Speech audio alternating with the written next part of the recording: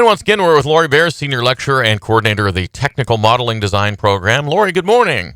Good morning. Glad we can be together on a chilly morning and not have to go outside to do it. So Yes, it is. that's a positive. So tell us about the Technical Modeling Design Program. Exactly how did that originate at Kent State Tusc? Okay, thank you. I'd be happy to. We actually started this Associate of Applied Science degree as Computer Animation and Design back in 1995. It's all about evolving and meeting industry needs and getting our students jobs. Right. So this program, originally Computer Animation and Design, was created to do just that. A lot of it based on CAD, and most people have heard that word. It actually stands for Computer-Aided Design, and at one time, drafting. A lot of the classes replaced those hand-drawn blueprints and drawings, and when the computer came in, it gave a way to be able to produce that on the computer in a more efficient way. So a lot of our program has always been based on CAD. The animation and design that was since 1995 then ended up growing and became a bachelor degree. It's now called the Bachelor of Science in Animation Game Design. So we, once again, decided to take that 2-year degree and instead of having those animation and game classes, decided to base it on a more technical program. Once again, to meet the needs of industry and for our students. Right.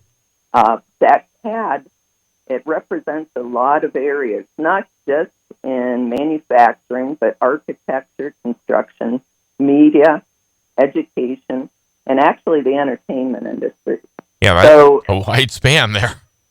Yeah, it really is. And that's why we want to have our students trained in that wide range of skills. And I'm pretty happy with what we have. I feel our students are being prepared for the jobs today locally, regionally, statewide, and nationally because they're getting those skills that are used in that wide range of areas.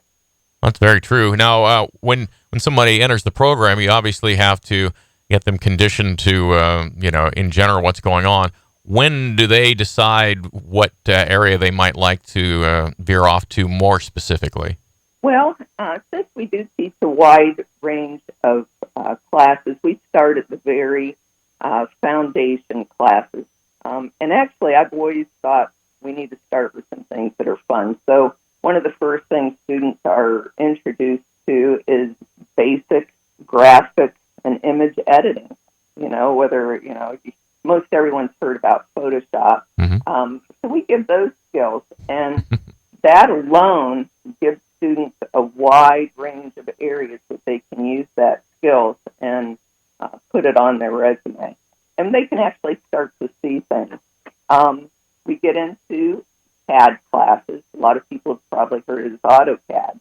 And the reason it's AutoCAD is because the largest software industry, Autodesk, was really the creator of it. And they are in so many different areas now that a lot of our classes are based on or use those tools that Autodesk made for their classes. Okay. It's all free software to students, so that makes it really easy and fun for a student to take.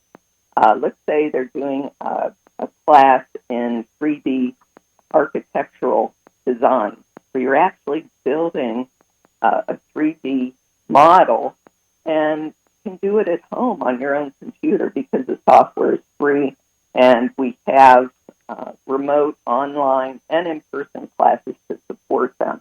Yeah, that's very good. And, of course, you've got to have a lot of online classes with the pandemic, which we haven't even gotten into, but I'm sure that has made things a little bit varied. But in this vein, I suppose it hasn't been that bad, has it?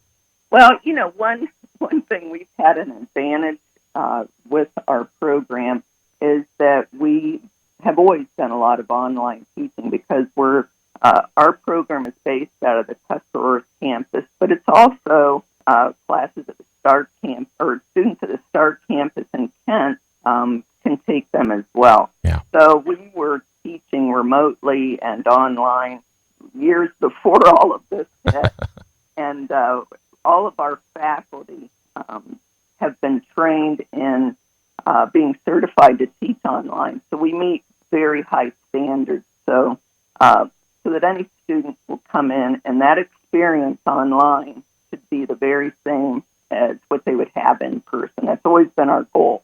Yeah, right, and obviously doing that well. So as a student, what jobs are they able to do maybe while they're still in school, and then obviously after they've graduated? We talked about a few of the things, but are there some things that they can get into before they get their degree?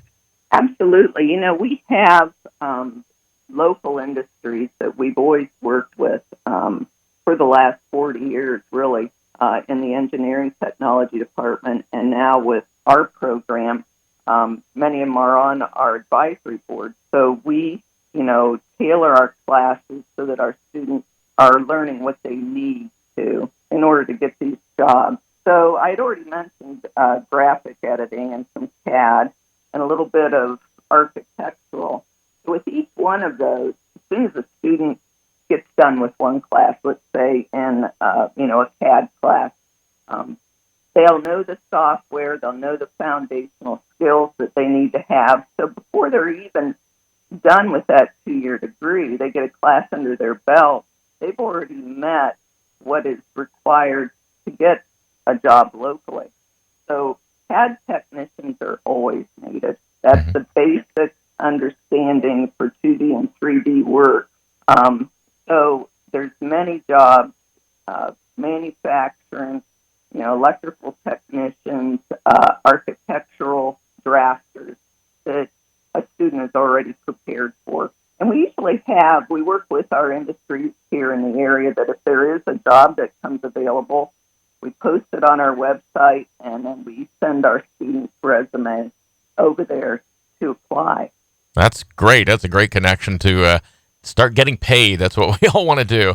So, and tell me about the certifications that the program has, because that certainly tells everyone that this is a top-notch program at Kent State Tuscarawas. What are some of your certifications?